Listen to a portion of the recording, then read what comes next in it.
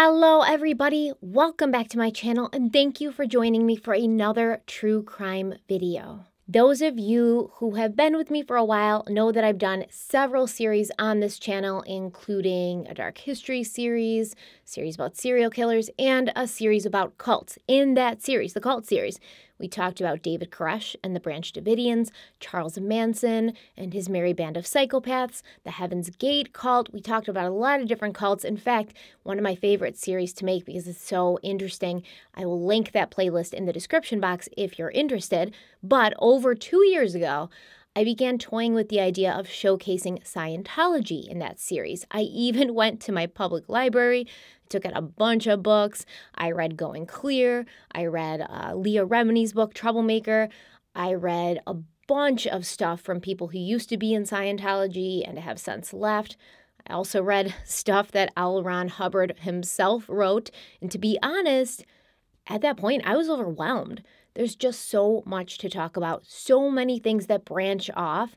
At that time, I didn't know how to organize it. I think it's purposely convoluted. I think Scientology is purposely convoluted so that people outside of it never really have a firm grasp on what the hell's going on. But I think now I do have somewhat of a grasp. And I also think it's important to continue the conversation about Scientology because, I mean, clearly, in my opinion and the opinion of many others, there's a great injustice happening to many of the people who are part of this alleged religion. Aside from all of that, the entire Scientology universe, which is what I now call it, all of these intertwining parts and players, it is incredibly interesting. It's a puzzle that I want to start putting together. And that's what we're starting to do today. But before we dive in to today's video, let's have a word from the sponsor, GlassesUSA.com. Y'all know I love Glasses USA. Obviously, I wear glasses, right? All of my glasses are from GlassesUSA.com. If you ever see me wearing a pair of eyeglasses or sunglasses, you can be sure that they are from GlassesUSA.com. By cutting out the middleman, GlassesUSA.com offers prescription glasses and sunglasses at up to 70% off of retail prices. And you can shop for all your eyewear needs online for you and your family at affordable prices without leaving the comfort of your own home, which you all know is important to me. I don't like leaving the house.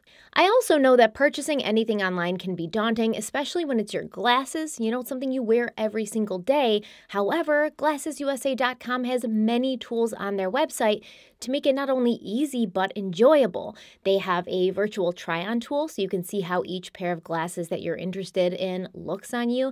It's so easy. You just upload a picture of yourself and then basically see which glasses you like. Sometimes on a Friday night, I'll pour a glass of wine, and I do this just for fun. Like, I just upload a picture of myself and play with the try-on tool. Don't judge me, all right? I don't have a life or a lot of friends, but it makes me happy. And if you're feeling overwhelmed by all of the choices, because they have a lot of different choices, a lot of different frames to choose from, GlassesUSA.com has a quiz that you can take that only takes a minute, and it suggests the right pair of glasses based on your face shape. They also have a prescription scanner app, so if you don't have your current prescription on hand, you can use the free app to scan your current glasses and then figure out your prescription. It's simple, it's easy, it only takes about 10 minutes, and you can start shopping for glasses immediately. Best of all, which I've already alluded to, GlassesUSA.com has a huge selection of eyeglasses and sunglasses, over 9,000 styles from in-house brands like Muse and Amelia E. They also have designer brands like Oakley, Ray-Ban, Armani, Gucci, and many more. You can find every color and style. They even have specialty glasses like kids glasses, safety glasses, sports glasses, and more. Almost all pairs can be ordered with your prescription and blue light block coating as well. And a complete pair of eyeglasses or sunglasses starts at only $30. Basic prescription lenses are included with every frame, even the premium brands like Ray-Ban and Oakley. My entire family wears glasses from GlassesUSA.com. My little Bella, Aiden, my oldest Nev, I love them. I will never set foot in a glasses store again because it's so much more fun and easy to do it this way. And my glasses arrive with the same high quality lenses you'll find in any glasses store. These lenses are made in GlassesUSA.com's own state-of-the-art labs. Shopping online at GlassesUSA.com is a risk-free shopping experience. They offer free shipping and returns and a 100% money-back guarantee. They'll give you a full refund within 14 days of delivery if you're not completely satisfied. No questions asked.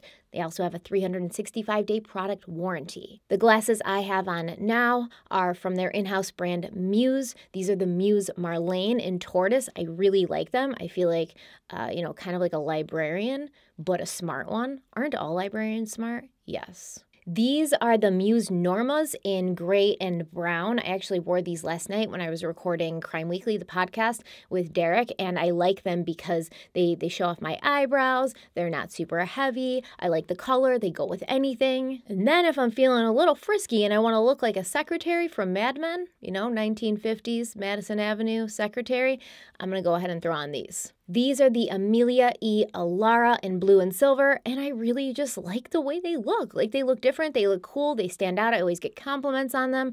I don't know which pair I'm going to wear right now. You're going to be surprised. If you wear glasses, GlassesUSA.com will make your life so much easier, so what are you waiting for? In the description box, you'll find the links to all the glasses I talked about in this video, so check GlassesUSA.com out and start shopping for your glasses online at up to 70% off retail prices. Thank you so much to GlassesUSA.com for sponsoring today's video, and let's dive in. A woman named Shelly Miscavige has not been seen in public since she attended the funeral of her father in Las Vegas in August of 2007. Her family, friends, and community have all claimed that Shelly is not missing, she's absolutely fine, and remains hidden of her own free will. The LAPD have also claimed to have investigated her whereabouts and have reassured us that Shelly is not a missing person. So you might ask me, why are we talking about Shelly Miscavige then, if everyone in her life, and even law enforcement, claims there's nothing to see here? Because Shelly is not an average person, and she doesn't live a normal life. She never has. Shelly Miscavige is known as the Queen of the Church of Scientology, a highly controversial religion with its epicenter being in Hollywood, California. Now, depending on who you talk to, Scientology is either a legitimate religion or it's a cult. It's either the best thing that ever happened to them or the worst. So I want to do an entire series where each episode will build on the one from before, and each episode will focus on one aspect of the Scientology universe, and we will consider this video our introduction to that series. And because it's an introduction, I'm going to give you brief overviews on things that I will elaborate on later. In any case or story, to understand what happened at the end, you have to go back to the beginning. So we will begin with Scientology's founder and father, L. Ron Hubbard. Now, sometimes when I'm talking about L. Ron Hubbard, I'll call him L. Ron Hubbard, or I'll call him Hubbard, or I'll call him LRH. These are all interchangeable. So whenever I say any of those three things, you know I'm talking about the same dude. Now remember, this is just a quick explanation. LRH is going to get his own episode, okay? Maybe two, because we're going to need some time to try and understand what was going on with him. And I want to preface this by saying, I'm open to all religions. I'm open to learning and understanding. I'm not anti-religion. In fact, I'm very interested in it. Even someone like L. Ron Hubbard is not going to receive condemnation from me, although I might not agree with everything he believed in. I keep an open mind, but I also crack jokes because that's the only way I know how to be. And I find that humor can diffuse tense situations. I joke about everybody. I make fun of everybody, even myself, especially myself. But I do believe that no single person in this world is 100% good or 100% evil. There are subtleties, there's varying levels, varying degrees, and we all have inside of us the capacity to be kind or cruel. L. Ron Hubbard was born Lafayette Ronald Hubbard in Tilden, Nebraska. Now, in a video focused entirely on Hubbard, we will go over his childhood, how he was raised, all that jazz. But what you need to know right now is that allegedly many members of LRH's family were devout Christians, but as a child, Hubbard himself was fascinated with the more mystical and supernatural side of spirituality, and he was not a fan of Christianity at all, at all, or psychology. He hated those things. As a young man, he spent a lot of time traveling, specifically through Asia. Later, he would claim that Scientology was related to or shared similarities with Hinduism, Buddhism, and Taoism, even though it doesn't seem that he understood enough about these belief systems to have made those claims. During the 1930s, Hubbard made a name for himself writing for pulp fiction magazines. Pulp fiction magazines, they were inexpensive magazines with fictional stories inside of them, and they were called that because they were printed on cheap wood pulp paper instead of the typical glossy, higher quality paper that we have come to associate magazines with. Pulp fiction magazines were wildly popular at this time, and most of them sold up to 1 million copies per issue.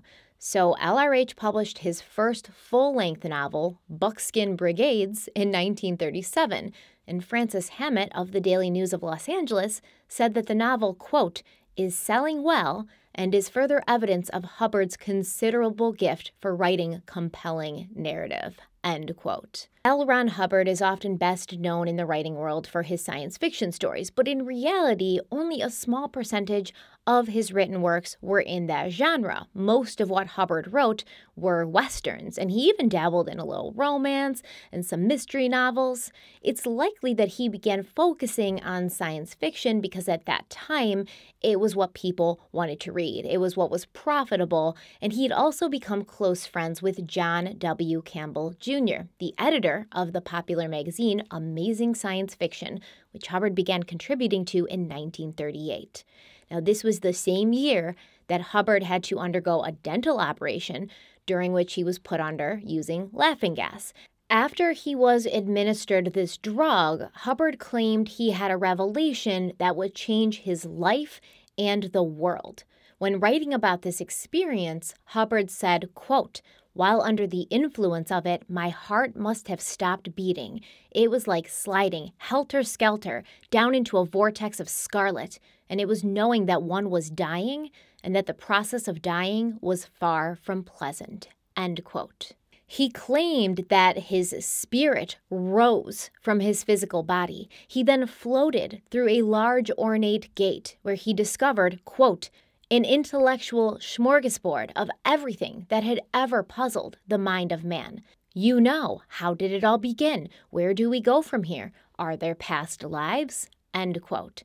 Hubbard said that the secrets of the universe had been revealed to him, and from this, the Church of Scientology was born.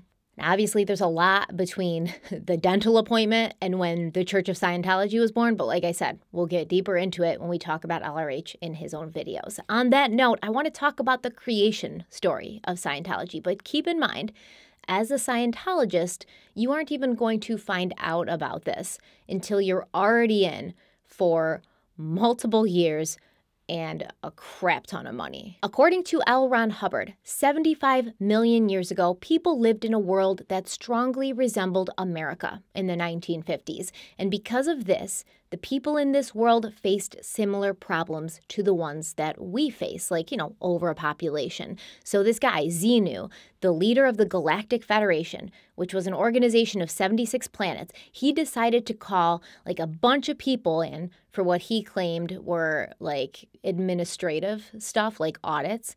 Now, when the people got there, he had them frozen and flown to Earth, the prison planet, at which point they were thrown into active volcanoes and then hydrogen bombs were dropped into those volcanoes to kill these people. At that point, the disembodied spirits of these people, called Thetans, floated out of the volcanoes. The core belief of Scientology is that inside all humans, there are these immortal spiritual beings, and these are the Thetans. When a child is born on Earth, their body is immediately occupied by these Thetans, and a person can have 1 or 2 Thetans inside of them, or they can have hundreds of Thetans inside of them, even hundreds of thousands of Thetans inside of them. And these Thetans are the root cause of all of our problems.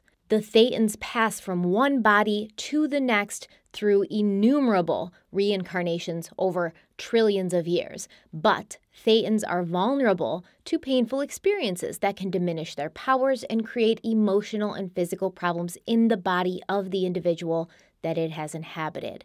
The painful experiences are called engrams, and Hubbard claimed that some of these engrams happened accidentally from something like an ancient planetary war, but other engrams are intentionally inflicted by these bad Thetans who are seeking to cause chaos and gain power. And these bad Thetans have the ability to electronically implant other Thetans with information that is intended to confuse them and make them forget the powers that they inherently possess. Hubbard called the engrams that are caused by these bad Thetans implants, and he claimed that they, quote, result in all varieties of illness, apathy, degradation, neurosis, and insanity, and are the principal cause of these in men, end quote. So, for instance, the concept of Christianity and heaven are completely fabricated, according to LRH, and they are the product of these two implants, which date back more than 43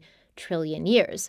Hubbard claimed that heaven is a false dream and a very painful lie intended to direct good Thetans toward a non-existent goal, convincing them that they only have one life, when in fact, Thetans have lived multiple past lives, with some of these lives being lived in extraterrestrial cultures instead of on Earth. Like mad. There's what they call the Christ game. And that game has been played and played and played and played. Honest to Pete, these cards are just so thin. They've been laid down amongst the coffee cups and so forth of the whole universe. You'll find out thousands of years before the year 1 AD Earth, you will have facsimiles and dolls made up like Christ. Fact 1, 1,000,000 years ago, is occasionally rigged with Christ and the devil and an angel. It's a fascinating thing. It's an old game. Here on Earth there was undoubtedly Christ. One of the reasons he swept in so suddenly and he would go forward so hard is he had a good assist back of him in terms of an implant.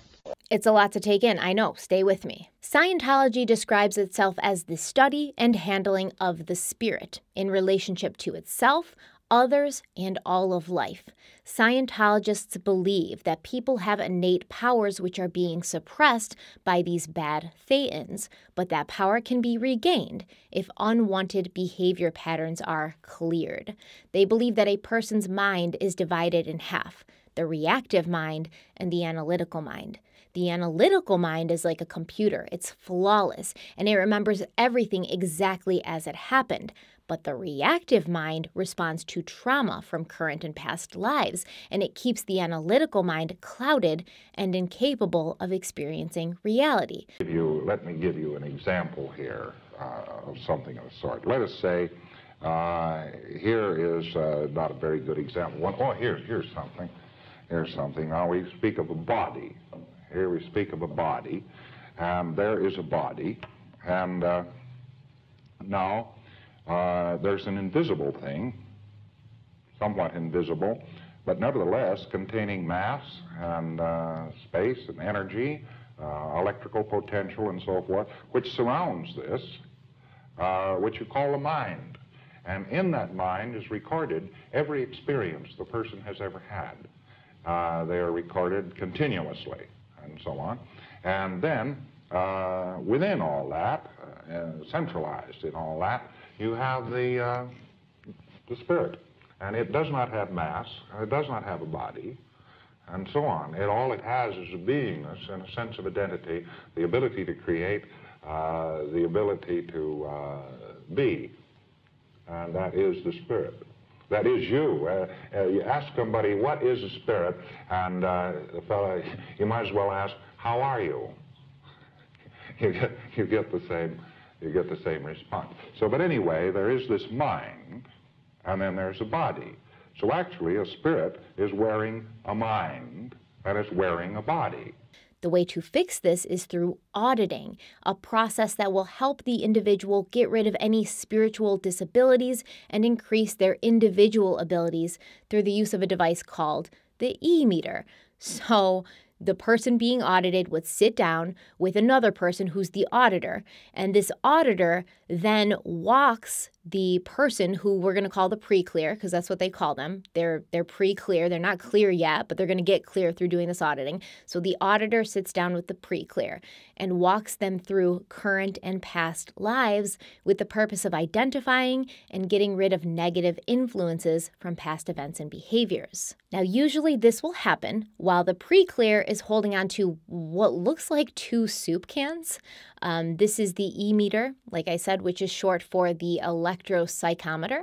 Scientologists claim that the E-meter measures mental state and the change of that state in individuals. So basically, they say that thoughts have mass, like volume and mass, and the E-meter can detect the change in mass when you have a thought. Scientology.org says, quote, "There are three basic parts of man: mind, body, and thetan. The thetan inhabits a body and has a mind, which is a collection of mental images. The pictures in the mind contain energy and mass.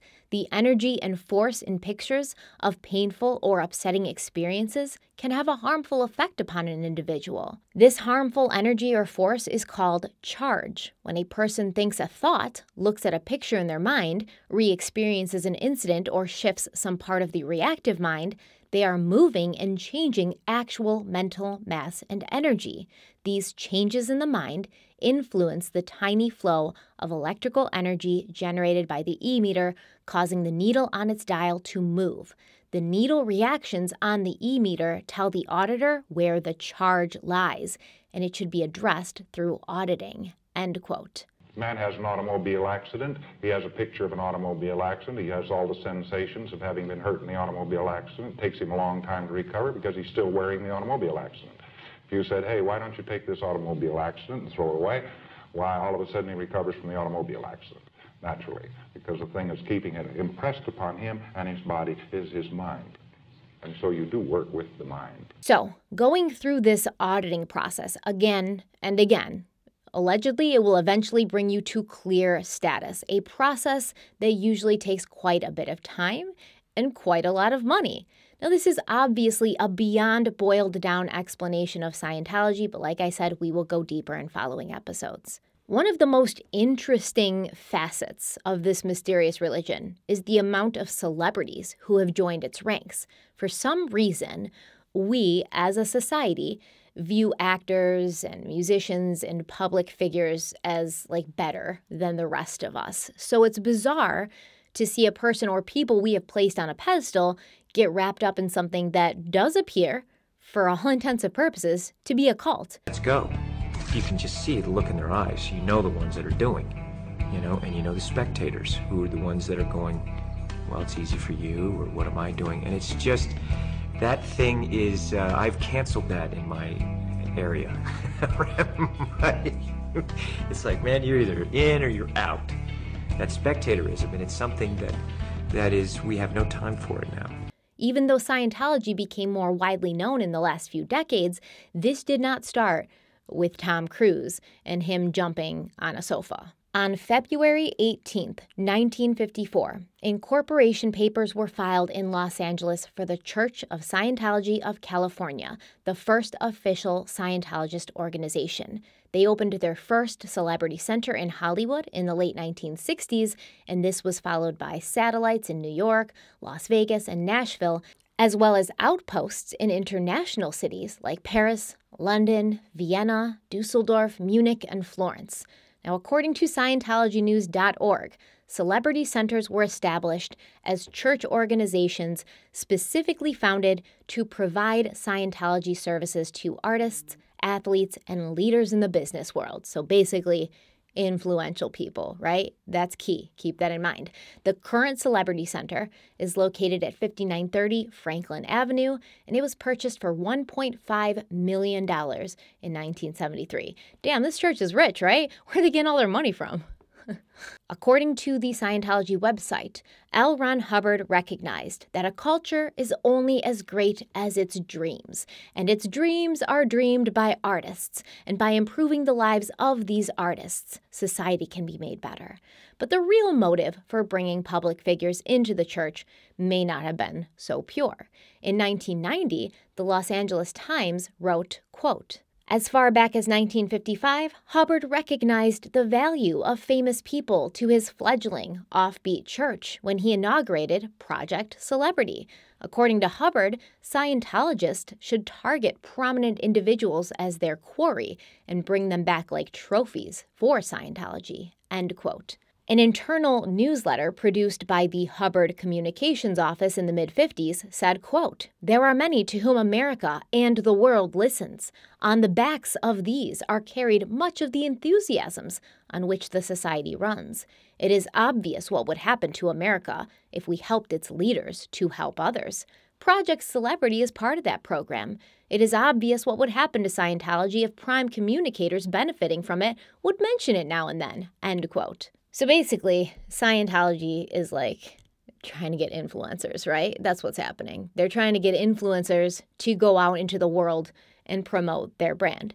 As the internal memo said, obviously, it's very clear what this would do for Scientology if the famous people of the day are out there, in interviews, on camera, talking to their other famous friends, just touting the benefits of Scientology. It's going to raise their enrollment numbers or their recruitment numbers. It's going to raise more money for the church because you don't just get to be a part of this for free. You got to pay out the ass to be a part of Scientology. You got to pay for all these courses that bring you up the bridge. And only once you get all the way up the bridge can you be considered clear. And you got to go through a gauntlet before that. And I mean, people are into this for hundreds and thousands of dollars. Some people are in for way more. Now, on the list of celebrities that Hubbard initially wanted to bring into the fold was Ernest Hemingway. Ernest Hemingway, for those of you who don't know, was a very influential journalist and writer. You also have Howard Hughes, American businessman, investor, engineer, film director, and a record-setting pilot who was known during his lifetime as one of the most influential and financially successful individuals in the world. If you've ever seen The Aviator with Leonardo DiCaprio plays Howard Hughes, and it goes through his life, which, didn't end well. We also have Walt Disney, who, at that point was already in the process of taking over the world. You got actors like Groucho Marx, Greta Garbo, Danny Kaye, Bing Crosby, Jimmy Stewart, Bob Hope, Pablo Picasso, Orson Welles, Liberace, Ed Sullivan, basically the most famous and well-recognized people of the time. On Hubbard's list, there were 63 names in all of them high profile, and all of them at the top of their fields. Hubbard warned his followers that these celebrities were, quote, well-guarded, well-barricaded, overworked, aloof quarry, end quote. But if anyone was successful in bringing one of these famous people home to Scientology, they would be rewarded with a plaque. Okay, so first of all, I want to address a couple of things. What does quarry mean? Because the LA Times used that word when describing what LRH was doing with celebrities. And LRH himself used that word. They are quarry. These celebrities are quarry. What does that mean? The definition of quarry is, quote, a person who is the aim of an attack, especially a victim of ridicule or exploitation by some hostile person or influence, end quote. So we're just saying the quiet part out loud, huh? Additionally, if you manage to get past this massive celebrity's security and all the people surrounding them to keep them away from people like you, people who would take advantage of them, who would exploit them, if you manage to do that and you manage to convince them to join Scientology, you are rewarded with a plaque. Like, you'd think at least a bonus, maybe like a better room, maybe some sort of like incentive that actually means something. But that's the thing, right? A plaque from LRH would have meant something to these Scientologists at this time. He was a god figure to them. Even today, many well-known actors, artists, and public figures have been or are still members of the Church of Scientology, including Tom Cruise, who just looks like such a clown. No offense, Tom, but you do. You also have John Travolta and his wife, Kelly Preston, who I believe recently passed away, which is very sad. You got Kirstie Alley, Elizabeth Moss, probably best known for her roles in Mad Men and The Handmaid's Tale, Laura Prepon and Danny Masterson, both of that 70s show. And believe me, we will talk about Danny Masterson. We will. You got Jenna Elfman, Jason Lee, Juliette Lewis, who was just in that new show, Yellow Jackets. It was a great show. You got Greta Van Susteren, who's a well-known television anchor that's appeared on CNN, MSNBC, Fox News. I believe Greta's husband is also a Scientologist. But many one-time Scientology devotees have left the fold, and they've spoken out against the organization. Most well-recognized of these is Leah Remini, a loud voice raising awareness about Scientology. I could also listen to Leah Remini talk forever because she's got that great, New York girl voice. She's a tough chick. You do not want to mess with her. She's hilarious. Great personality. But you still look at these people, right? Somebody like Leah. You hear her talk now. She's intelligent. She's aware. She's very capable. I mean, she was capable of creating a very successful career. And you wonder, how do these people find themselves so wrapped up in this? And we will talk about that. Trust me, because I think a lot of them still don't even know. But obviously, as in most cults and most of the cults we've discussed, there's a great deal of manipulation and brainwashing going on. But in Scientology, it appears that a lot of the brainwashing is brainwashing you do to yourself, which I believe makes it a little bit unique. On January 24th, 1986, Scientology founder L. Ron Hubbard died of a stroke at the age of 74 at his ranch in Creston, California. 3 days later, on January 27th, Church of Scientology officials, led by young up-and-comer David Miscavige, announced to a large crowd of gathered Scientologists that Hubbard was strong and healthy when he died. He had just decided to discard his body. He has now moved on to his next level of OT research. This level is beyond anything any one of us ever imagined. This level is in fact done in an exterior state, meaning that it is done completely exterior from the body. At this level of OT, the body is nothing more than an impediment and encumbrance to any further gain as an OT. Thus, at 2000 hours Friday, the 24th of January, AD 36, L. Ron Hubbard discarded the body he had used in this lifetime for 74 years, 10 months, and 11 days. The body he had used to facilitate his existence in this mess universe had ceased to be useful, and in fact, had become an impediment to the work he now must do outside of its confines. We felt it was important, as Scientologists, that you were the first to become aware of this fact. I can understand that many of you are probably experiencing the effects of a secondary. However, it is important that you can put this into the proper perspective. Elrich defines a body in the Tech Dictionary as an identifying form or non-identifying form to facilitate the control of, the communication of, and with, and the havingness of the Thetan in his existence in the mess universe. The body is a physical object. It is not the being himself. The being we knew as L. Ron Hubbard still exists. However, the body he had could no longer serve his purposes. This decision was one made at complete cause by L. Ron Hubbard. Although you may feel grief, understand that he did not and does not now.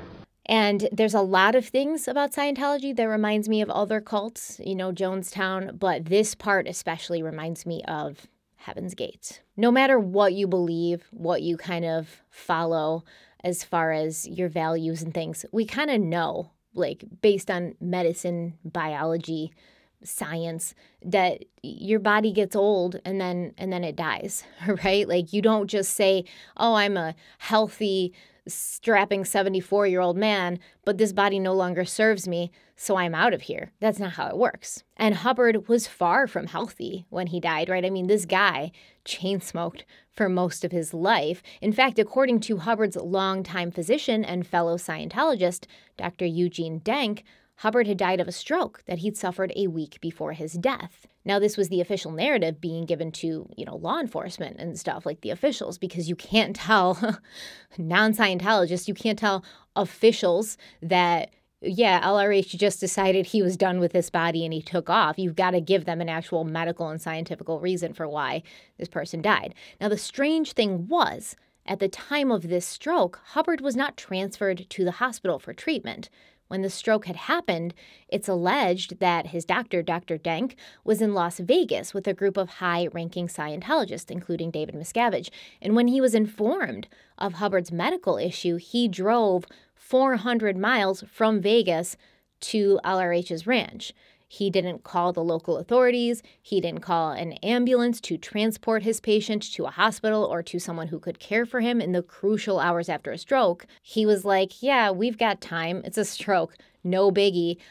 We're just going to have LRH go ahead and, do some auditing to heal himself from this. And I'll just drive 400 miles to check on him myself. Now, it's alleged that L. Ron Hubbard had signed a new will shortly before he died, but none of these documents, none of these wills said who he wanted to take over in the event of his death.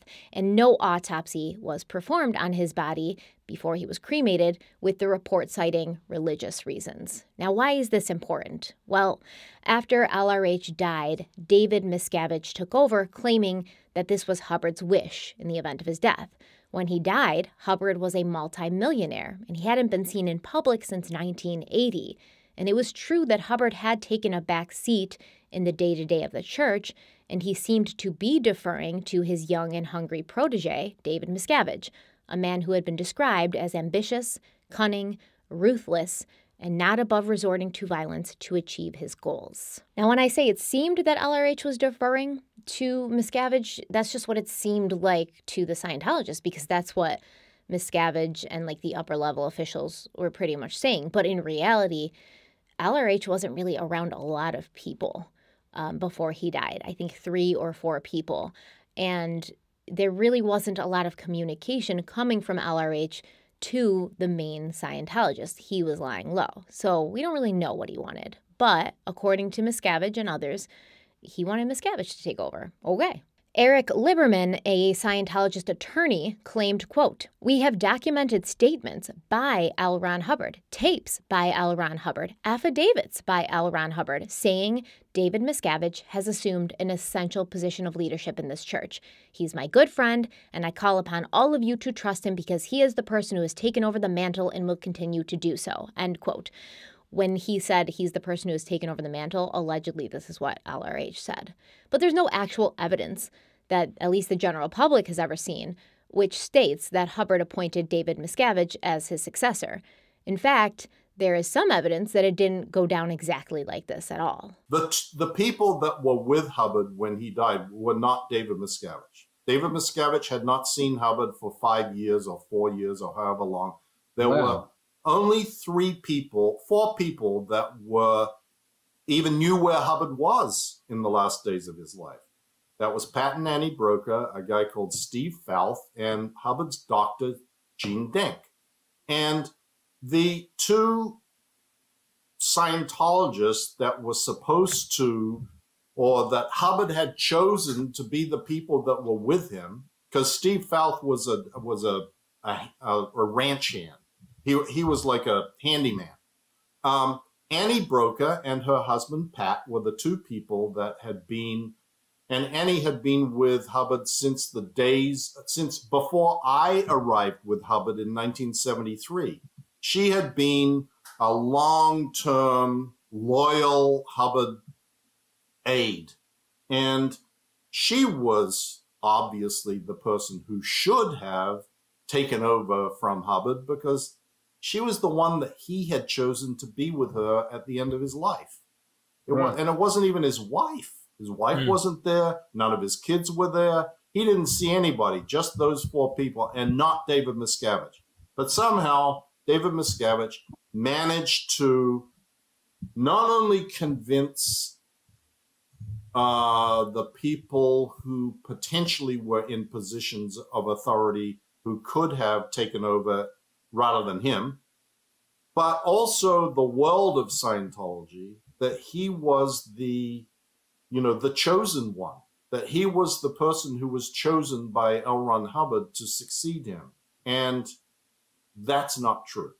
That is absolutely not true. And he took the power. I mean, he just went in and bulldozed everyone and said, "This is me." And he had people backing him, I suspect. He probably made pacts with people saying, "Look, help me get here. I'll help you get here." That kind of stuff. What do you think? Yeah, to some extent. Those who were loyal to him in the initial stages of this were sort of lauded and given special treatment and privilege. Ultimately, all of those people ended up getting wasted by him in typical Stalin style. You know, you use people for as long as you can, and then when you think that they're becoming too threatening to you, you get rid of them. You destroy them and their reputation and whatever. But for the sake of continuing on in the timeline and not getting too hung up on this, because we will discuss it later, let's just say that as Hubbard's closest advisor, David Miscavige was primed to take over, and take over he did with his wife of 4 years by his side.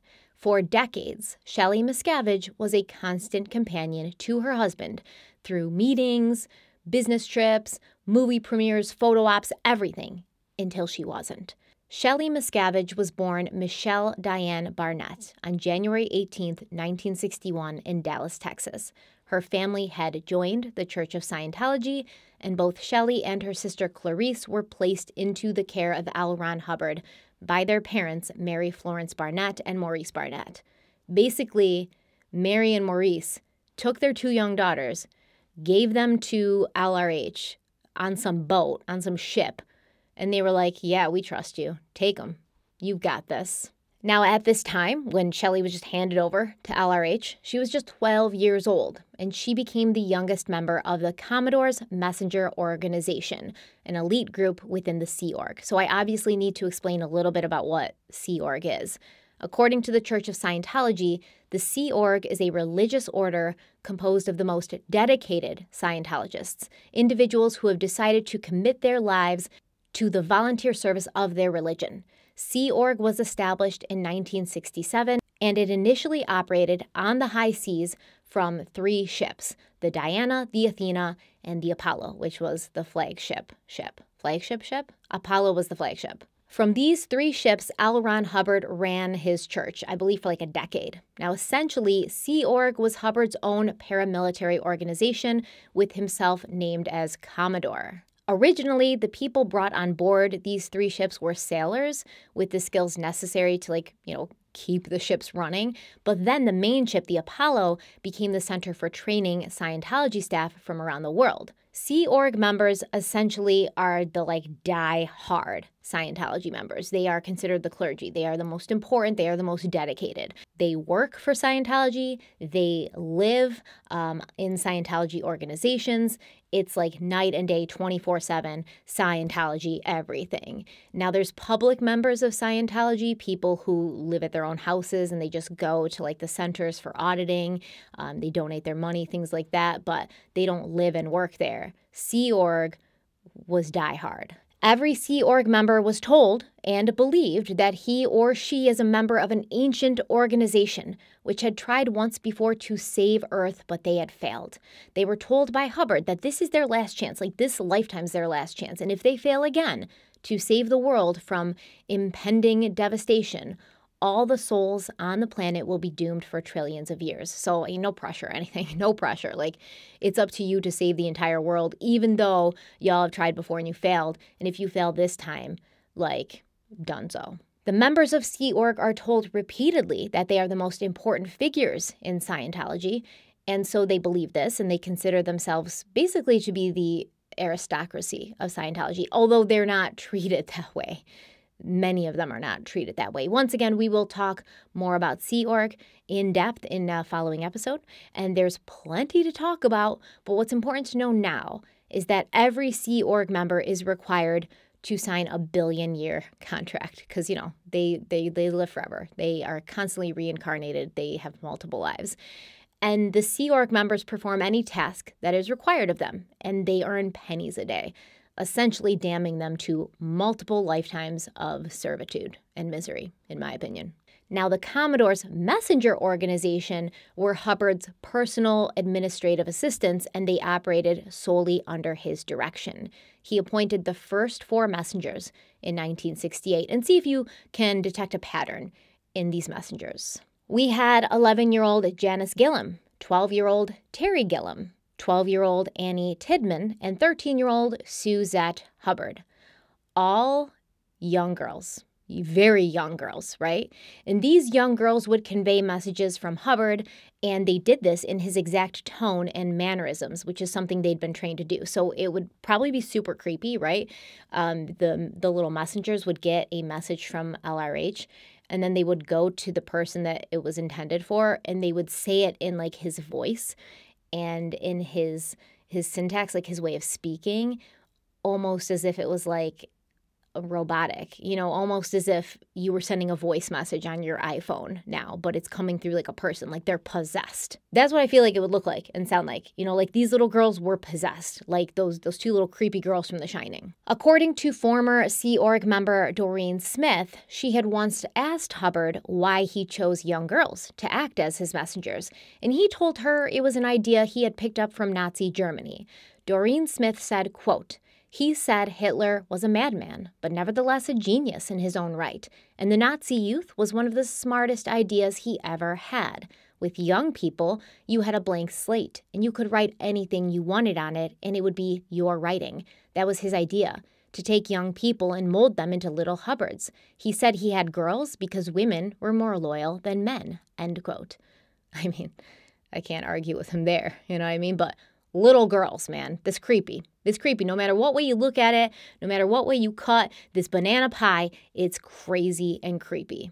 And I mean, fascist societies have been doing this for years. When they want to control the population, they start with the children. They start with the kids. They ingrain these ideologies into the kids so that the new generation and then the next generation after that will grow up with this. And then they even get the kids to start like telling on their parents and stuff, turning their parents in. It's bananas. Shelly was one of Hubbard's most loyal and devoted messengers, and apparently she worshipped LRH, and she hung on every word he spoke, following his orders with a passion that was unexpected, to say the least, for her young age and unassuming appearance. Former Sea Org executive Mike Rinder said, quote, "You'd see this pretty young girl with blonde hair and sneakers, but suddenly she'd be interrogating people with, 'What are you doing, and why are you doing it?' End quote." Shelly met her future husband at the church's international religious headquarters in Clearwater, Florida, when she was just 15 years old.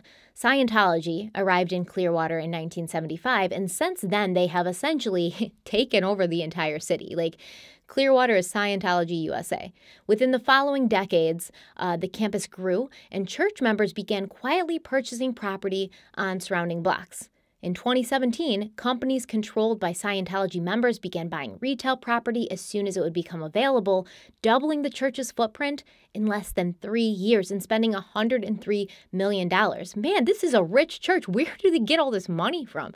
It's bananas. At the time when David Miscavige and Shelly met, David was also a member of the Sea Org, and even then, he was known as someone who would smile to your face but stab you in the back, which, I mean, I suppose is the way most members of Scientology are expected to behave, right? They're all expected to tell on each other, and they're kept busy, like, constantly writing reports on their fellow members, shining a light on any behavior or any speech that would be considered damaging to Scientology. In fact, like, if you're not writing reports on people, you'd probably get a report written on you because you're not writing enough reports on other people. Apparently, David and Shelly connected, they became friends, but a romance did not bloom between them until 1978, when they were both residing at the Scientology International Headquarters, known as Gold Base, located roughly 80 miles from Los Angeles. Now, Gold Base houses numerous Scientology organizations and subsidiaries, including its in-house media production division called Golden Era Productions, which has its own movie studio on site. In 1982, Shelly and David got married, and they became like the it couple of Sea Org. You know, like Everybody's talking about them like, oh, they're going to do so much. They're so cute together. They're power couple. But like, understand, if you're in the Sea Org, you're basically told you can't have children. So if you're in the Sea Org, you can't have babies. There's no babies. So it was kind of understood they weren't going to have children because Sea Org members aren't really allowed to start families, as that would be considered a distraction from their higher calling and their important work of saving the entire universe from, destruction. And you might wonder, like, how can you enforce this? Like, people are going to have sex, right? Like, we are humans. We are driven by these urges and these impulses to, have sex. Like, it's fun and it feels good. So how are you going to stop people from like getting pregnant and having babies? Well, that's another story for another day, but we will talk about it during our Sea Org episode. Now, in 1985, Shelly Miscavige's mother, Mary Florence Barnett, died from an apparent suicide. On the evening of September 8th, Deborah Kitchings, an investigator with the LA Coroner's Department, was called to the Dominguez Valley Hospital in Compton to conduct a gunshot residue test on the hands of Mary Barnett. Now, according to the coroner's report, Barnett had suffered from 3 gunshot wounds to the chest and 1 to the head. Mary's husband at the time, James Miller, he was in the living room of their home when he heard a shot from the bedroom. He claims he ran in and found his wife dead on their bed with a .22 semi-automatic Ruger 1022 rifle still in her hand. This is a big, long gun. 2 suicide notes dated September 6, 1985, were found on Mary's bedside table, one to her husband and one to her daughter, Camille, Shelly Miscavige's sister. Camille's also, remember, part of the Sea Org and a Scientologist. In Kitchings' report, she wrote that the detectives at the time had felt Mary could have been the victim of a homicide due to how many times she had been shot. But after performing the autopsy, medical examiner Joan Shipley ruled the death was a suicide, and the multiple gunshot wounds had been self-inflicted. Apparently, there'd been hesitation marks found on Mary's wrists, and according to the coroner's report, her wrists had been slashed days before, suggesting a prior suicide attempt. The report also mentioned that Mary's daughter, Camille, identified Mary's body and claimed that her mother had recently undergone surgery for an aneurysm. After the surgery, Mary had become, down and depressed. The report said, quote, "Approximately 2 weeks ago, Mary mentioned she felt no hope of getting better. 2 days ago, her daughter found her covered with blood from her chest to her waist. She asked what happened and was told I had a nosebleed." End quote. Camille also claimed that she had recently walked into her mother's room unannounced and she'd found Mary writing something on a piece of paper that she quickly hid when Camille entered. When Camille asked what she'd been writing, Mary claimed it was just a letter to her doctor. So the question is, how does a 5'3", 114-pound, 52-year-old woman manage to shoot herself through the chest 3 times with a long gun and then still manage to shoot herself in the head? Former Village Voice reporter Tony Ortega asked this same question to retired LA Sheriff's Office detective Bob Havercroft, who'd been a responding detective to the scene. Havercroft claimed that Mary could have managed this very easily, saying, quote, "We reconstructed the scene. My lieutenant was there. It was fairly simple to do. The way she was positioned on her bed, the way the rifle was in her hand. I think we even recovered a bullet from next door. This was a trailer park. It was obvious what she was doing, which was typical of some women. She was trying to shoot herself in the chest and in a critical area. There was a gunshot wound to the breast. When we finished the investigation, I was absolutely convinced it was a suicide. There was no question." End quote. And I'm not saying he's wrong. I'm not saying he's lying. I'm not saying that he's covering anything up. Absolutely not. But there should always be a question, right? Especially when the people involved are connected to the Church of Scientology. And if you look it up, and we're going to talk about this, there's a lot of people who have died mysteriously in connection with the Church of Scientology. Now, in March of 1994, high-ranking Scientology executive Vicky Aznarin wrote an affidavit testifying that Mary's death had become a scandal within the inner circles of the church. And it wasn't a scandal because she had taken her own life, but because Mary had allegedly become part of a splinter group that had rejected David Miscavige's leadership of the church. In the affidavit, Vicky Aznarin said, quote, Flo Barnett's membership in this group made her a suppressive person, as she was actively squirreling and a member of a suppressive group. The fact that David Miscavige was linked to her by familial ties was extremely repugnant to both him and his wife, Michelle Miscavige, end quote. Vicky Asnaran went on to write that when David heard about Mary's death, he said, quote, "The bitch got what she deserved," end quote. And his wife, and Mary's daughter, Shelly, didn't seem upset at all to find that her mother was gone. When Vicky asked Shelly if she was doing okay, Shelly responded she was doing just fine, and she wasn't surprised that this had happened to her mother because her mother had been squirreling. And apparently Mary Barnett had taken some documents and stuff from the church, and she was giving this stuff to her splinter group. And Shelly had made a comment or a statement allegedly saying this is a good opportunity to find out where she got those papers from or how she got them. So in the statement from Vicky Asnaran that we heard, some strange terminology was used that I will explain to you now. What is a suppressive person? According to Scientology.org, a suppressive person, or SP, is a person who seeks to suppress other people in their vicinity. A suppressive person will goof up or vilify any effort to help anybody, and particularly knife with violence anything calculated to make human beings more powerful and intelligent. The suppressive person is also known as the antisocial personality. Within this category, one finds Napoleon, Hitler, the unrepentant killer, and the drug lord. Antisocial personalities also commonly exist in current life and often go undetected. The basic reason the suppressive person behaves as he or she does lies in a hidden terror of others.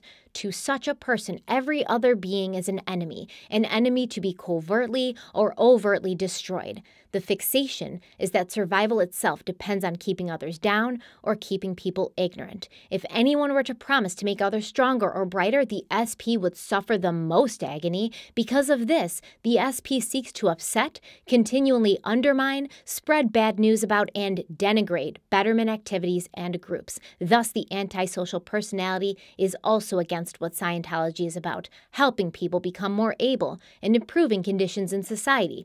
As anyone can think of many examples of a suppressive person, this concept is not limited to Scientology. However, when such a person is connected to Scientology for the good of the church and the individuals in it, such a person is officially labeled a suppressive person so that others will know not to associate with them, end quote. So basically in Scientology, being a suppressive person is the worst thing you could be. It's the lowest of the low. They think that suppressive people are basically out to destroy everything they believe in, everything they stand for, everything they've built. And thus, they are cast out, they are ignored, they are ostracized. And you might think that's not such a bad thing. Scientology sounds pretty, wackadoodle. Why would I want to be a part of it? Yeah, cast me out. But when you're in it like that, being declared a suppressive person is a nightmare beyond nightmares. Now, according to those who have broken away from Scientology, this whole suppressive person thing is not so cut and dry. It's not just enemies of Scientology are suppressive people. Marty Rathbun, a former Scientology executive, tech guru, and one-time Tom Cruise auditor, he left the church, I believe, in 2004, and he told Esquire magazine, quote, "If you don't toe the line, if you are critical, if you express criticism to any degree, and if you persist with it, you are labeled a suppressive person. And when you are a suppressive person, all other Scientologists, by long-standing policy, must disconnect with you in every way, shape, matter, or form," end quote. Director and screenwriter Paul Haggis left Scientology in 2009, and he claims that while he was still a part of Scientology with his wife was ordered to disconnect with her own parents after their perceived crimes against Scientology. According to these defectors, there's a lot you can do to be labeled a suppressive person. Attempting to try to convince a Scientologist to leave the church is one way. So if you have a friend or a family member who's part of this church, this organization, and you try to talk some sense into them, even if you just question it, oh, that doesn't sound right, you're labeled a suppressive person. And your friend will be directed to stop communicating with you immediately, or your family member even. Mothers disconnecting from children, children disconnecting from parents, wives disconnecting from husbands, It's crazy. Believing in psychology or visiting a mental health professional will also get you labeled as a suppressive person. The Church of Scientology believes that basically psychology, psychiatry is the worst thing ever. It's evil. And they think that psychologists have spent generations misdiagnosing their patients. And these mental health professionals are basically taking advantage of patients by making stuff up and then selling them on like programs or medications in an attempt to like squeeze them dry of money. Pot, meat, kettle. Am I right? Like, that's kind of what Scientology is accused of doing. Making stuff up, check. Draining every last penny from your members, check. Now here is David Miscavige explaining how bad psychiatry is to Ted Koppel in his only on-camera interview. The point there is this, that those people, the fascists, the communists, have used psychiatry to further their ends. That's just a fact. I mean, you want to look at the studies that brought about the Holocaust of the Jews, that the Nazis justified killing the Jews. They were done at the Max Planck Institute of Psychiatry in Leipzig, Germany, and that justified the killing of 6 million people. If you look at the report that even Forrest Sawyer did on the mental institutions in Russia, several months ago he did this, you saw that that was a tool of the state. That's the point he's making there. But let me tell you what our real problem is. Number one, understand this. Psychiatry, psychology, that comes from the word psyche. Psyche means soul. These people have preempted the field of religion, not just Scientology, every other religion. They right now practice and preach the fact that man is an animal. And I guess that is where, philosophically, we're at odds with them. But to understand what this war is, this is not something that we started. In fact, 22 days after Dianetics, the Modern Science of Mental Health came out, the attacks from the American Psychiatric Association started. This was the first popular book on the mind ever in existence. It was running up the bestseller list. It was popular with the people. I have the letter sent out by the man who was in the American Psychiatric Association asking for ad hominem reviews on the subject of Dianetics. These people absolutely felt that we were cutting across their vested interests. And the lengths with which they have gone to destroy Scientology and Dianetics and L. Ron Hubbard is absolutely mind-boggling. They attempted to do so through the 1950s. First, they tried to attack L. Ron Hubbard's credibility. Then they recruited the American Medical Association and the Food and Drug Administration, and they then proceeded to infiltrate our organization. Let me finish. May I stop you just for a moment? Because, you know, when you talk about undermining L. Ron Hubbard's credibility, and again, I have no idea whether that video and the tape that we why don't we touch on that we heard was representative of L. Ron Hubbard. But when I hear about a man talking about having been taken out to the Van Allen space radiation belt of spaceships that were essentially the same thing as the DC-8. I got to tell you, I mean, if we're talking about this man's credibility, that certainly raises some questions in my mind about his credibility. Okay, well, let me ask you, have you read any books on Dianetics or Scientology? I've been reading little else over the last few days. I must confess, I'm not a student. But you haven't read Dianetics or any books on Scientology. You're absolutely right. Okay, fine. Then that's why you would make a comment like that. I mean, let's not joke around here. That bit that Forrest did there pulled out of context items. And let's not forget something else, by the way. I told Forrest Sawyer, and I was open about this the whole time. I have been in communication with Nightline numerous times. I said, Forrest, if something comes up, you want to bring me up an allegation, you confront me with it before this so I can do away with this garbage and not have to do it on the program. So to me, David Miscavige, in this clip at least, he sounds like the most defensive used car salesman in the history of mankind. Like, he's very triggered by these questions. He's triggered at any sign that somebody may be questioning what he stands for, what his organization stands for. And that's not the best way to be, right? Because if you truly believe in what you're doing and you truly believe it's right and you have the support of your membership and, you know, your belief system, you should welcome people in and be willing to answer the questions, so you would hope to show them how good it is and what kind of good things you're doing. But when you're secretive, when you have things to hide, when you don't want to explain things properly, or you say like, oh, I can't explain that to you because it'll like hurt you, you might die. And that's what these people say, right? Because you don't learn about Xenu and the Galactic War until you're OT3. And OT3 stands for Operating Thetan 3. When you're OT3, you finally learn about all this wackadoodle stuff. By then, you're in for years and like hundreds of thousands of dollars, and you're just like, I got to keep going with this because I've already committed. And they literally won't let somebody who's OT3 tell anybody on like the bridge below them anything about this stuff because they claim like, oh no, their heads will explode. Like they just aren't ready yet. They are not ready yet to handle the truth, and they'll get sick. They might die. Like you can't tell anyone. Really what's happening, in my opinion, is this is crazy shit, and they don't want to tell anybody who's just newly in, who hasn't been completely brainwashed and completely bought in yet. Because are you gonna come in your first week of Scientology, sit down and read about Xenu, the overlord, and the freezing people, throwing them in volcanoes, and then the Thetans popping out, and there's 100,000 Thetans, and are you gonna stay? Are you gonna be like, this sounds legit? This checks out. Yeah, this is for me. If you do stay your first week hearing that and reading that, we got bigger problems. Being a reporter or a journalist or a YouTuber trying to tell the truth about the Church of Scientology, trying to question what's going on with the Church of Scientology, that also makes you a suppressive person. And I said on Instagram that I'm sure, people who are a part of Scientology will be watching this. Like, don't worry, you guys don't have to go through the paperwork. You don't have to file anything. I'm just going to get a t-shirt made and it's going to say suppressive person. Like, everybody's going to know I'm going to be scarlet lettered. I will proudly wear it, because if that's what a suppressive person means to you, that people are questioning what you're doing to make sure that you're not hurting people, then suppressive person I am, proudly and loudly. L. Ron Hubbard once said, quote, "There are no good reporters. There are no good government or SP group agents. The longer you try to be nice, the worse off you will be. And the sooner one learns this, the happier he will be. In all the history of Scientology, no interviewing reporter has ever helped. They all meant the worst when they acted their best. And we are always sorry to have spoken." End quote.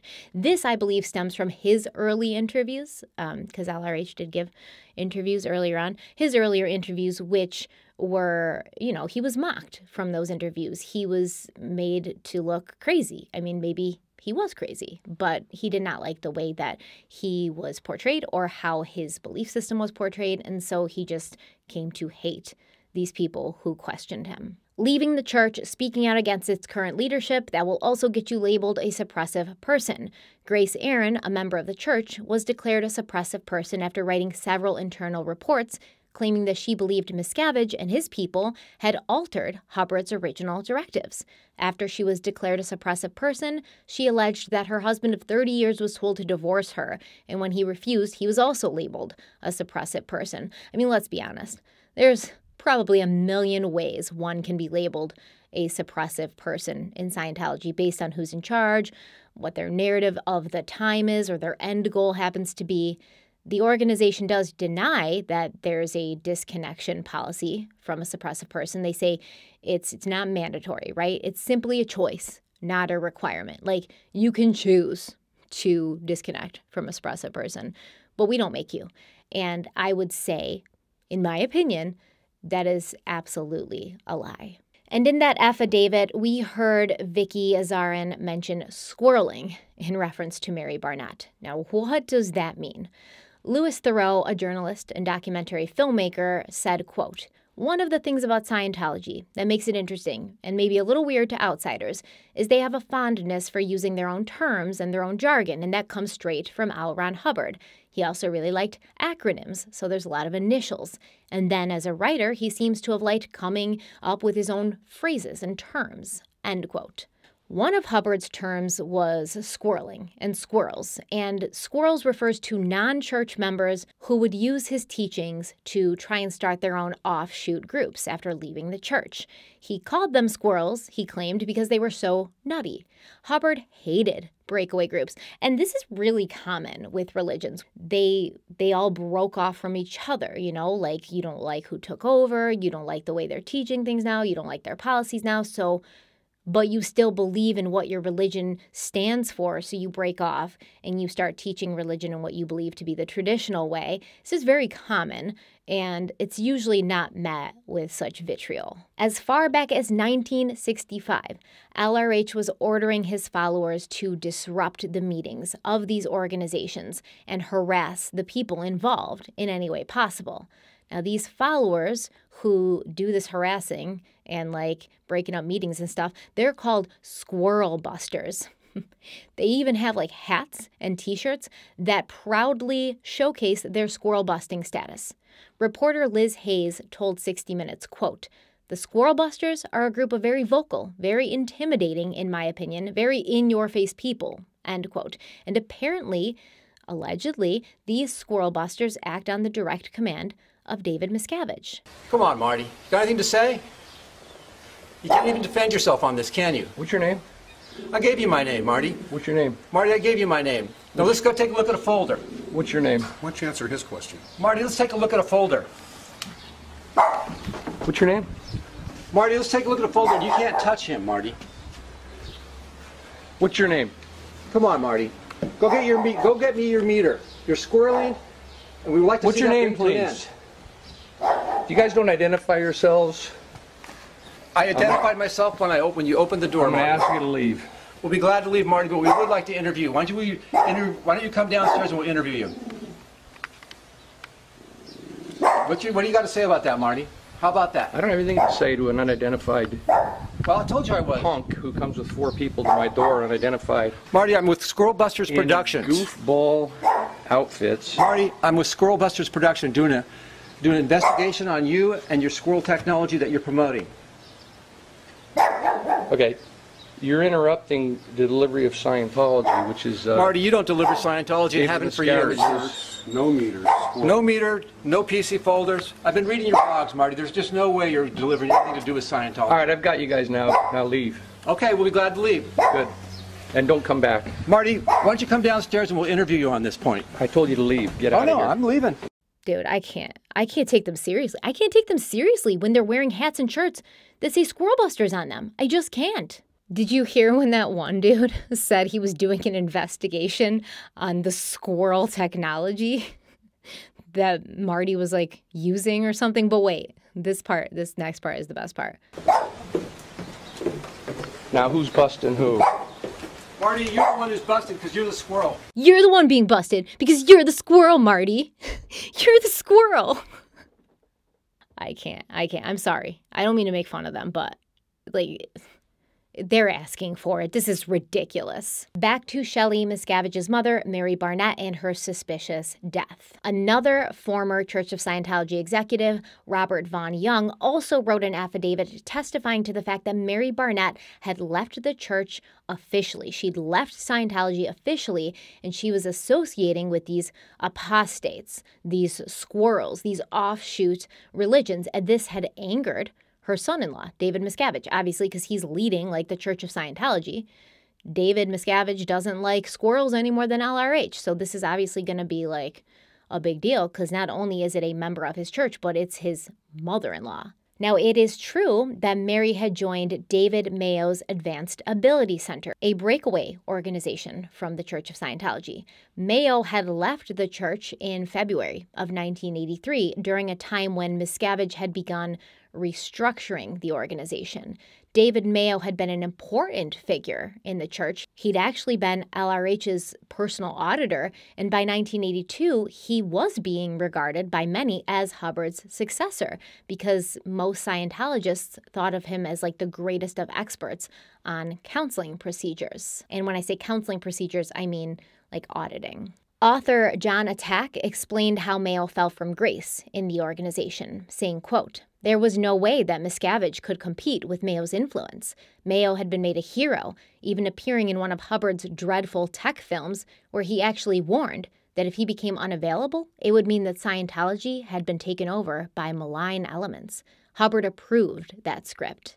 Mayo stood in the way of emerging leaders. He was vilified to the whole membership, but the affair went so badly wrong because Mayo had been lauded with such vigor in the preceding years. Libeling Mayo so publicly proved to be very serious because Mayo became the inevitable focus for Scientologists who were disillusioned both by the revelations concerning the Guardian's Office criminal activities and the aggression of the new and unknown leaders. Membership was probably around 25,000 in 1982.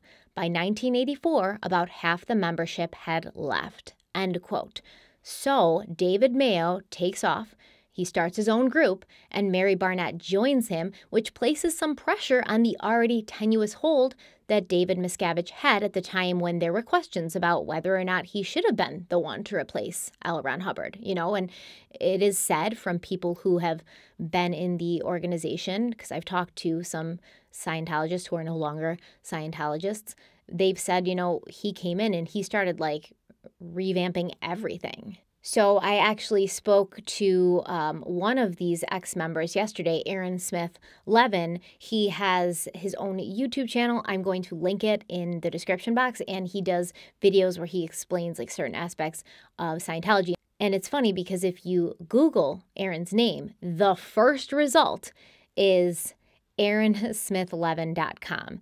Aaron Smith Levin, who is he really? Now, what you would know if you watched the Going Clear documentary, which I definitely suggest you do. If you got 2 hours, it's a good documentary to watch. The book's a better read. The book goes into way more detail, but definitely the documentary if you don't have time to finish a whole book. But in the documentary, Going Clear, it says like when people started talking about Scientology in the church, Scientology went and bought up all these domain names like whoismikerinder.com, whoisleahremini.com, all these people who came out and, spoke out against what Scientology was doing and started telling the truth. They bought up all these domains to basically like talk shit about them. And it's the first search result. So what that tells me is these Scientologists who are running this like smear campaign, essentially, they've paid to make sure that these search results are at the top when you search for these people's names. And, I'm really just hoping soon for a whoisstephanieharlowe.com. Like, I'm really looking forward to that. I know I'm probably not important enough to get it. I'm not suppressive enough yet, but one day. So anyways, I was talking to Aaron yesterday for like almost 2 hours, and he said when David came in, he started like changing everything, like specifically the auditing process. He was like, oh, the way we've been doing auditing for all this time has been completely wrong. And it didn't matter if you'd been like a professional auditor for 30 years. You were now told like that was wrong the way you did it. It's not good. We've revamped it. We've perfected it. And now basically like you're starting from day one as an auditor, like you're training again. And all the knowledge and training that you had prior, it doesn't matter. You're starting at zero. So obviously, and I mean, people left, like we just read in that one quote, people left, membership dropped. People were saying in Scientology, like, this isn't right. This doesn't make sense.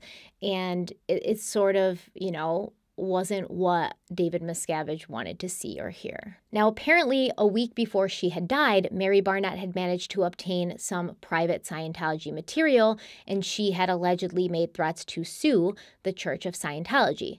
Now, Vicky Aznaran later wrote a second affidavit after she apparently personally settled with the church, and at this point, she basically retracted everything she'd said, and she accused attorney Graham Barry of writing her affidavit himself, like just putting words in her mouth.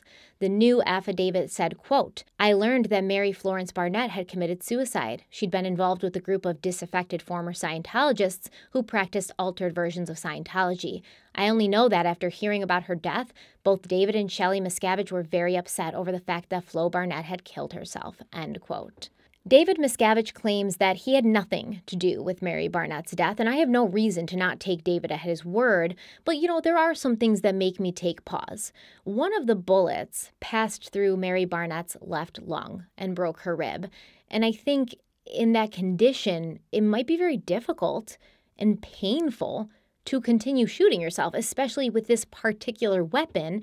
And in the aftermath of brain surgery, which had left her feeling very weak, that was said by her own daughter. Clarice said that she'd been feeling physically weak, that she'd been feeling physically unwell. Mary had left the fold, something that's frowned on, and she'd joined up with a splinter group, something that's very frowned on, to the point where they have a group of people whose sole job it is to go around and harass those who have done the same thing, like sit outside of their house for weeks, months, videotape them, harass their families. So obviously, like, the Church of Scientology isn't a super big fan of people who leave the church and start, teaching Scientology outside of the official confines of the church. Also, allegedly Mary was threatening to sue the church, so she certainly wasn't their favorite person at that point in time. And I'm not necessarily saying that, something nefarious happened. Was she murdered? That's always an option when you're looking at something like this. This was the 1980s. You didn't have serious forensics like we do now. So it's always a potential that, the police missed it and said, yeah, it looks like a suicide, so it is.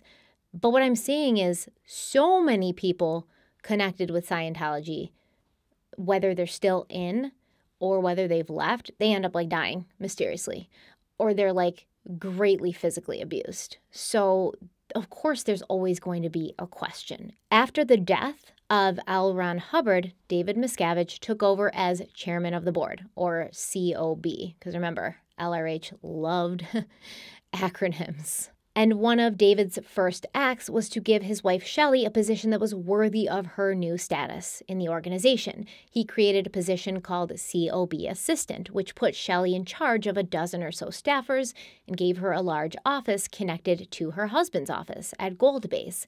And that was when the power dynamics seemed to start shifting. Previously, both Shelly and David had been members of the Sea Org, and they were both considered to be very important, but equally important. But when David became chairman of the board, COB, and basically made Shelly his assistant, people started to notice that he began treating her more like an employee than a wife or a partner. And rumor is David wasn't that nice to his employees.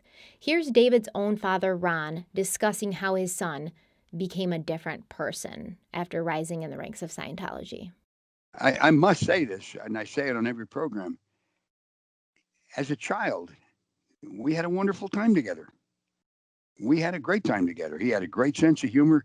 He was a tough little kid. He was smart. He turned from Dr. Jekyll into Mr. Hyde. And as far as I'm concerned, yeah, maybe he had that built into his DNA to do that. Although there are times when I wonder, maybe a lot of us have things that are there. If they're nurtured, they'll come out, but we don't do them. But in his case, he went from Dr. Jekyll into Mr. Hyde with the acquisition of power. Do you follow me? There was an English philosopher. Well, he wasn't a philosopher. He was a member of Parliament. He lived in the 1800s. His name was Lord Acton. He is the one who said, and this is an exact quote, "Power tends to corrupt, and absolute power corrupts absolutely," which I'm sure you've heard. Yeah. Okay. And I think that's what happened to David. Now, let me tell you when this happened, and then I'll backtrack to when he starts slipping away. While he was in the Sea organization, while he was higher up in the ranks, we spoke about a little earlier, he did have a severe asthmatic attack, and it had to be taken to a hospital, to the emergency room, to get it handled. So the next day when they went to pick him up, the guy told me, David came out, and he said, "Listen, I had an amazing realization, and here's what it is." He had this when he was in there getting treatment for the asthma. His realization was this: power is not granted, it is assumed. And that's what he did. He assumed the leadership of Scientology when L. Ron Hubbard died, got people out of the way who protested him doing it, put his own people in who would back him up, and he eventually took over the church that way. He just assumed that position. He was not picked by L. Ron Hubbard. He was not appointed. L. Ron Hubbard didn't appoint anybody to succeed him. When he died, he died. That was the end of it. So Shelly was basically at her husband's beck and call. She was there to do whatever he wanted her to do and fetch him whatever he wanted her to fetch him. In the past years, many people have left the Church of Scientology, and they've spoken openly about David and Shelly. A man named John Brousseau was actually married at one point to Shelly's sister, Camille, and he was very close to L. Ron Hubbard. He even acted as his personal valet for many years.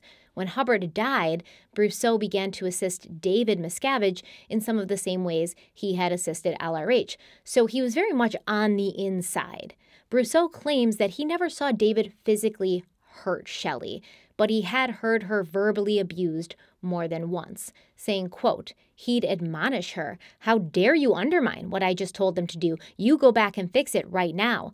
And she would go off and eat her words and tell people an amended version of what to do. As Miscavige rose to power and became more and more bitter, Shelly sort of emulated it. But if you know her, which I do, and a lot of people did, you could kind of get through it. A lot of people will tell you about what a horrible bitch she was and how she was just as bad as Miscavige, which in a lot of respects is true. She was doing his bidding. But a lot of people who knew her personally will say that underneath it all, she was actually a nice person. End quote. Gary Moorhead, a former Sea Org member who acted as the head of security at Gold Base, told Vanity Fair that many church members had no idea how much Shelly actually protected them from. It seemed that she would try to intervene and manage her husband when he became verbally or even physically abusive to other members, even if it meant putting herself in the line of fire. Former member Claire Headley said, quote, she was the only person I ever saw try and put a check on his outbursts. She was the only person that would even try to intervene, end quote. Former member and squirrel buster target Marty Rathbun has talked at length about how violent and physically abusive David Miscavige was to church officials and to himself. Because people don't fight back, they just sit there and take it? They just cower and just accept the attacks? Yeah. Yeah, I mean, that's not the way I dealt with it. Mm-hmm. Okay. I defended myself. And of course, when I defended myself, he only laid gloves on me twice. Both times, he hit me in the midsection, and I flexed my abs, and he ended up hurting his hand and screaming at the top of his lungs to his wife, do you see that, Shelly? He's trying to kill me. Look at him. He's clenched. He wants to kill me. He's evil. Do you see? And he's on and on and on and on, and then he blows out of the room. Okay. But he would always do that in private with me. He never did that in front of other people. What would... to answer your question, yes, they take it. They take it? They take it. They just cower on the floor? Just... They get in the fetal position. Mark Yeager, I've seen him in the fetal position numerous times, you know, just covering up to cover his vital parts, because the guy will start kicking on him, throwing big volumes at him. You know, books? Like, yeah, the big green volumes, or the red volumes, boom! Throwing water bottles, you know, 16-ounce water. He throws water bottles at women. Now, I've never seen him go out, literally strike with his hand a woman, but I've seen him throw water bottles at women. Filled with water? Filled with water. Mm-hmm. And the volumes you were talking about, the size of what, like an encyclopedia or a like an Bible Encyclopedia or... Britannica, like that thick, you know, that big. Mm-hmm. Did anyone ever have to be treated medically for this? For these beatings? I don't know. I bet you Rinder had to go to a chiropractor. I mean, he messed his neck up pretty good. Marty Rathbun said, quote, there were times when he'd hit somebody, knock them off a chair, kick them. When he'd go in for more, Shelly would restrain him, end quote. What cannot be disputed, however, is that Shelly's position as David's wife brought her to new heights in the leadership structure of Scientology. She was given the task of auditing several high-profile celebrities, including Tom Cruise and his then-girlfriend Penelope Cruz, and she was even assigned to lead the program that was in charge of choosing a new romantic partner for Tom after he and Penelope had broken up. Believe me, we will talk about that more in the coming episodes, because it's bonkers. Leah Remini knew Shelly through various events that were held at the Celebrity Center, and Remini said that she liked Shelly a lot, saying, quote, she was tough and something of a rule breaker like me, but I also found her kind. Chairman of the board's wife for nearly 2 decades, Shelly could always be found at his side at any public meetings or events. She was also CC'd on all of his correspondences. She was devoted to COB, as she had been to L. Ron Hubbard, and assisted him in many capacities, end quote. Leah first met Shelly in person when they were at a Tom Cruise movie premiere, and Shelly invited Leah to sit next to her, and then they were chatting, you know, they hit it off, and then after that they kept in contact. They would send each other like letters and gifts on holidays and birthdays, and Leah claims that Shelly stuck her neck out for her more than once. But by 2004, people were starting to notice that Shelly appeared to be run down and almost defeated. Claire Headley said, quote, Shelly was cowed. She was always stressed. She was never sleeping. She was just run ragged. Because of that, she was always in a bad mood, and that's where some people would just say they hated her. But she was never an evil person, and I thought she really cared. It was just a god-awful situation, end quote. But it would be another 2 years before Shelly Miscavige did something that really put her in the crosshairs of her husband, which many people believe led to her eventual disappearance. And that is where we're going to pick up in part 2, which I promise I'm not going to make you wait long for at all. I'm already writing it. I've already got it researched. I just have to put it into, an organized format. I will not make you wait long for it at all. I hope just a couple of days. Thank you so much for being here. Let me know what you think in the comments so far. Do you like the Scientology stuff? Do you want to see more of it? What specifically about Scientology do you want to see more about? I've been talking to a lot of people this past couple of weeks. Like I said, I've been researching this for years. I'm obsessed with it right now. It's kind of like hard to pull myself away to do anything else because you just can go down a rabbit hole and get lost. There's pages and hundreds and thousands of pages on the internet of people who have been in Scientology, who are telling their experiences, tons of interviews on YouTube of people who have gotten out. And just listening to these interviews, you can have a better understanding of what happened. And so what do you think? Do you like the Scientology stuff? Are you interested in seeing more? Because I do want to make a whole complex, complete series about Scientology, as complete and complex as we can go. But I hope to be able to go pretty deep. Thank you so much for being here. Do not forget to check out glassesusa.com in the description box. Get amazing glasses for affordable prices like I do. Also, don't forget to follow me on social media. All my links are in the description box for Instagram and for Twitter. If you see a bunch of negative comments underneath this YouTube video, just assume they're from, Scientologists. They're probably the Squirrel Busters or the Suppressive People organization just trying to, make me look bad, which you don't have to work that hard. I'm not like this glamorous, well-polished person to begin with. So that's what we're going to be seeing in the comment section, I have a feeling, because I don't see how any normal, non-trolling person could look at this stuff and be like, you're a bad person for talking about it. So if you see stuff like that, they're from Scientologists, so tell them, hey. Don't forget to like this video if you liked it. Share it if you think it's worth sharing. Subscribe if you haven't already, unless you're an active Scientologist who hates me and wants to destroy me, then please don't subscribe. I don't want you to be notified when I post new videos. Not at all. I have a feeling this is going to be demonetized, this video. So hopefully it gets recommended to you or you get notified. But that's why I always ask that you definitely subscribe, hit the notification button, because YouTube will not notify people when I post for some reason. Maybe they're in Scientology's pocket. Ooh, the plot thickens. Anyways, thank you guys so much for being here. Stay kind, stay beautiful, stay safe, and I will see you very soon. Bye.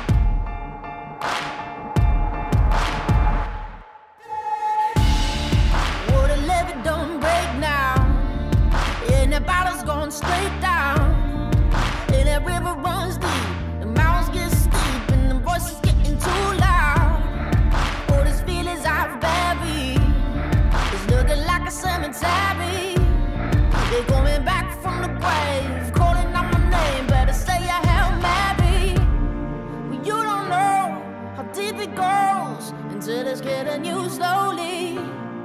So you got to let it go. I got blood